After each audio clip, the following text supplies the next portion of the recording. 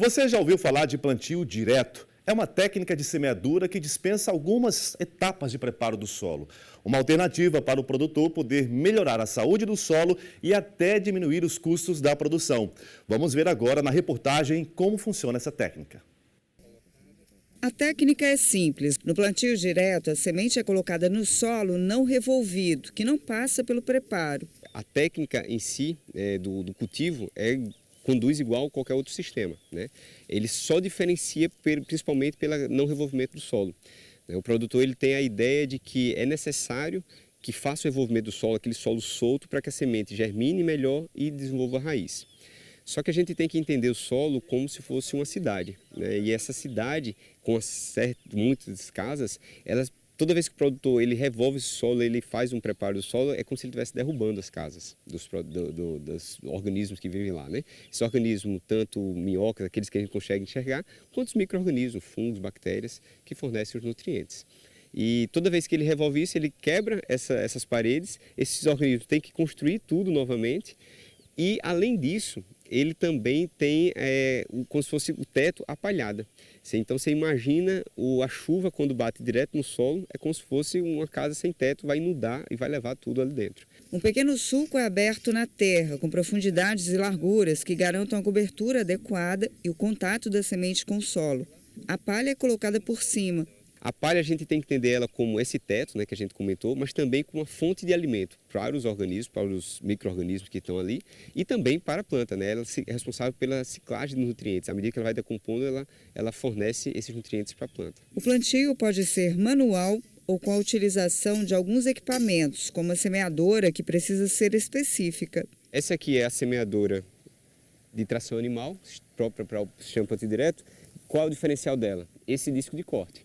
Então é esse disco de corte que vai inicialmente fazendo cortando a palha para que depois venha sendo colocado o adubo e depois colocado a semente. O adubo entra um pouco mais profundo. Então essa estrutura aqui de adubo e semente, normalmente esses semeadores convencionais têm.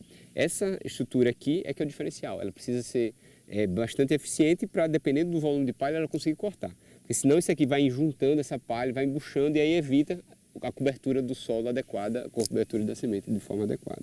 O professor explica que no início o plantio direto pode ter um custo maior, mas no longo prazo o investimento é diluído e o retorno econômico é melhor. Se o produtor for iniciar com a aquisição de implementos próprios para o sistema plantio direto, ele acaba tendo um custo inicial porque ele vai ter que ter uma adaptação para isso.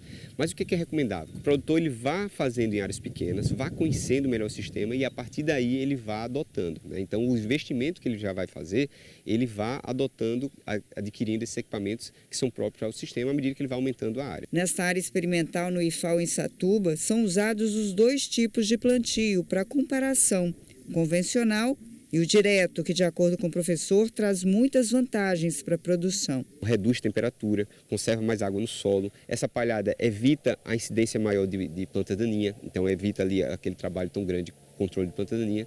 E assim vão as vantagens, tornando o sistema mais economicamente viável, porque além dele ter uma produtividade maior, permitir que a cultura tenha uma produtividade maior, permite que o produtor tenha mais cultivos ao longo do ano, e ainda assim ele resista melhor a essas mudanças de clima. Então é por isso que a gente fala que é uma técnica sustentável, né? Ela é economicamente viável, mas ambientalmente correta e também socialmente justa. O ambiente ele acaba sendo mais privilegiado porque quando a gente evita que esse nutriente ele vá para os lençóis, para os lençóis freáticos, desça para os rios, evita a contaminação, né? Então um solo saudável é uma planta saudável e permite, como consequência, os animais que se alimentem dela e nós que nos alimentamos dessas plantas também tenham uma saúde melhor. A técnica pode ser aplicada em diferentes tipos de cultura.